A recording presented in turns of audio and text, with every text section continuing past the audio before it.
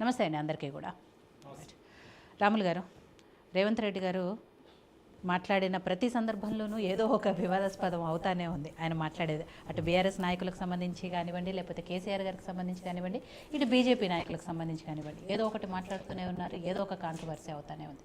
ఇప్పుడు మొన్నటికి మొన్న ఆయన మాట్లాడుతూ అంటే బీసీల నడుస్తుంది కాబట్టి, కులగణన గురించి నడుస్తుంది కాబట్టి ఆ సందర్భంలో ఆయన మాట్లాడుతూ మోడీ అసలు బీసీఏ కాదు కన్వర్టెడ్ బీసీ అనేది అయితే మాట్లాడారో దానికి బీజేపీ నాయకులకి చాలామందికి ఆగ్రహం తెప్పించేది ఉంది. అంటే రేవంత్ పొలిటికల్ మెచ్యూరిటీ లేకుండా మాట్లాడుతున్నారు, సరైన అవగాహన లేకుండా మాట్లాడుతున్నారు, ఇవన్నీ కూడా వస్తున్నాయి. అంటే నిజానికి రేవంత్ రెడ్డి గారు ఆ వ్యాఖ్యలు చేయడానికి కారణాలు ఏంటి, దాని వెనుక అర్థం ఏంటి? ఎందుకంటే ఆయన బీసీ అనేది ఎప్పటి నుంచో 94లోనే ఆయన సామాజిక వర్గాన్ని బీసీలో కలిపారు అనే విషయము అందరికీ తెలిసిన విషయం. అంటే అవి గుజరాత్ రాష్ట్రంలో, ఆ తర్వాత 99లో దేశం మొత్తం కూడా కలిపారు.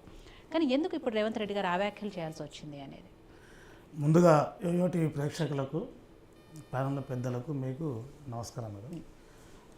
ముఖ్యంగా ఈ దేశంలో బీసీ జనగణన అనేది చాలా కాలం నుంచి జరుగుతున్న అంశం. అది ఈ బీసీ జనగణన చేయాలి.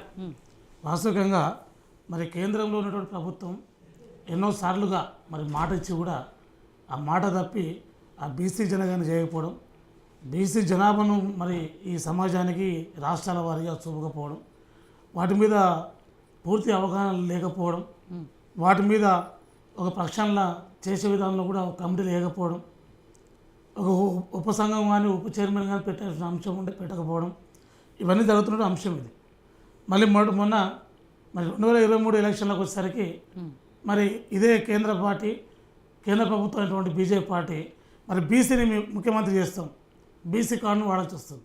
అంటే ఈ ఎస్టీలు కానీ ఎస్సీలు కానీ మరి బీసీలు కానీ మరి ఇది ఓన్లీ ఎన్నికల కోసము ఎన్నికల స్టంటుగానే వాళ్ళు ఉపయోగిస్తున్నారు తప్ప మరి ఎస్సీ ఎస్టీల మీద బీసీల మీద మరి కేంద్ర ప్రభుత్వానికి మరి బీజేపీ ప్రభుత్వానికి మొదటి నుంచి కూడా ప్రేమ లేదు, చిత్తశుద్ధి లేదనేది ఒక అంశం. దీనిలో భాగంగా గౌరవ ముఖ్యమంత్రి మరి రేవంత్ రెడ్డి గారు మన 2 రోజుల కిందట గాంధీ భవన్లో బీసీ కులగణన మరి అదేవిధంగా ఎస్సీ వర్గీకరణ మీద ఒక ప్రజెంటేషన్ ఇచ్చేటువంటి సందర్భంలో మరి వారు గాంధీ భవన్లో అన్ని విభాగాలుగా ఏదైతే 42% బీసీలకు రిజర్వేషన్ వాటా కల్పిస్తామన్నటువంటి ఇచ్చిన మాట ప్రకారం మరి శాసనసభ ఎలక్షన్ల ముందు నిజామాబాద్ వేదికగా బీసీ డిక్లరేషన్ ఒక మాట మేనిఫెస్టోలో పెట్టినటువంటి సందర్భం గుర్తు చేస్తూ మరి వారు గాంధీ భవన్లో మరి మాట్లాడడం జరిగింది.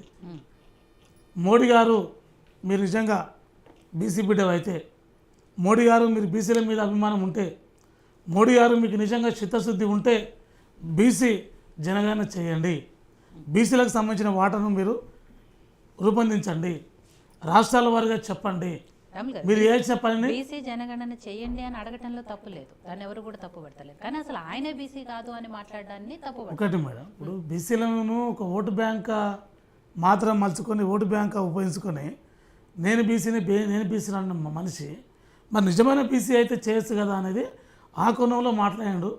మరి వారి సామాజిక వర్గం కూడా మరి తేలి అనేది ఒక కులం, తేలిలో ఉపకులం కూడా మోదీ రాంచా అనేది ఒక ఉపకులం. మరి గతంలో వాళ్ళు ఈ గానుగా తిప్పి వేరుశనక్కాయలు గానుగా తిప్పి మరి ఆ నూనె వస్తే ఆ నూనెను మరి సైకిళ్ళ మీదను మరి అదేవిధంగా మిగతా బుట్టల మీదను అమ్ముకునేటువంటి ఆ చిన్న ఆర్యవైశ్య సంబంధించిన వ్యాపార దృక్పథానికి చెందినటువంటి కులం వాళ్ళది, తేలి కులం అనేది ఉండదు.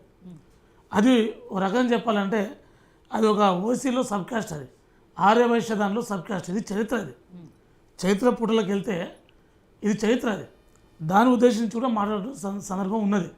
కాబట్టి ఏదేమైనప్పటికీ మరి మోడీ గారు కేంద్ర ప్రభుత్వం ఖచ్చితంగా మరి బీసీ గణనకు మరి కట్టుబడి ఉండాలి అనేదే ముఖ్యమంత్రి గారి ఆలోచన. ముఖ్యమంత్రి గారు చెప్పేది అదే. ఈరోజు దేశంలో ఎక్కలేని విధంగా 29 రాష్ట్రాల్లో మరి ఏ ప్రభుత్వం ముందుకు రానేటువంటి సందర్భంలో కూడా గౌరవ ముఖ్యమంత్రి గారు మరి బీసీ గణన చేపట్టడం, ఒక కమిటీ వేయడం, మరి సమగ్ర నివేదిక తెప్పించుకోవడం, అన్ని కులాల వారికి మరి ఏబిసిడిగా ఉన్నటువంటి ఉపకులాలు కూడా వారిని కూడా ఈ శాతం అందే విధంగా రిజర్వేషన్లు అందే విధంగా కూడా ఒక ప్రక్షాళన జరుగుతుంది. బీసీ కమిషన్ ద్వారా కానీ బీసీకి సంబంధించినటువంటి ప్రిన్సిపల్ సెక్రటరీ కావచ్చు, మరి దానికి సంబంధించినటువంటి అధికారులే కావచ్చు, అన్ని విధాలుగా చేస్తున్న సందర్భంలో మరి బీసీల మీద నీ ప్రేమ ఎంత, మరి బీసీల మీద నీ చేసిన పరిస్థితి ఏంది, నువ్వు బీసీవేనా, మరి బీసీ అయితే ఈ పని చేయి అనే ఉద్దేశం మీద మాట్లాడే అంశాలు అయినప్పటికీ రేవంత్ రెడ్డి గారు విమర్శించారా, మరి బీసీ కాదన్నాడా ముఖ్యం కాదు. మరి బీసీల మీద మీ చిత్తశుద్ధి చెప్పండి, బీసీల మీద వైఖరి చెప్పండి, బీసీకి సంబంధించిన అంశాల మీద ముందుకు రండి అనేటువంటి ఒక సవాలు విడిచారు. ఆ సవాల్ అంశాలు అది ఏమైందో కాస్త అది కులాల మీద పడిపోయారు. దీన్ని పూర్తిగా అవగాహన చేసుకున్నటువంటి మంత్రులు బండి సంజయ్ గారు కావచ్చు, మిగతా మంత్రులు కావచ్చు, ఎంపీలు కావచ్చు, వాళ్ళు కులం మతం ప్రకారం చూస్తున్నారు. కానీ ఈ మాట అన్నదాని వెనక ఏమున్నది, ఏ ఉద్దేశంతో అనాల్సి వచ్చింది, దేనికోసం అనాల్సి వచ్చింది, ఏ సందర్భంలో అనాల్సి వచ్చింది అని దాని మీద ఒక బీసీ నాయకులుగా మరి బండి సంజయ్ గారు బీసీ కాపులు, మూడు కాపులు, అదేవిధంగా అన్న ఈట రాజేంద్ర గారు ఆయన బీసీ, వారు ముదిరాజులు, మరి వారు పక్షంలో చేసుకోవాలి, వాళ్ళ ఆత్మవిమర్శ చేసుకోవాలి. అరే రేవంత్ రెడ్డి గారు మాట అన్నారు, మరి నిజంగా వాళ్ళ పార్టీలో ఉండి కూడా వాళ్ళు ప్రశ్నించవచ్చు. ఇదే కాంగ్రెస్లో ఉండి కూడా కొంతమంది ప్రశ్నిస్తున్నారు బీసీల గురించి. ఆ స్వేచ్ఛ కాంగ్రెస్లో ఉంది, బీజేపీలో ఎక్కడుంది?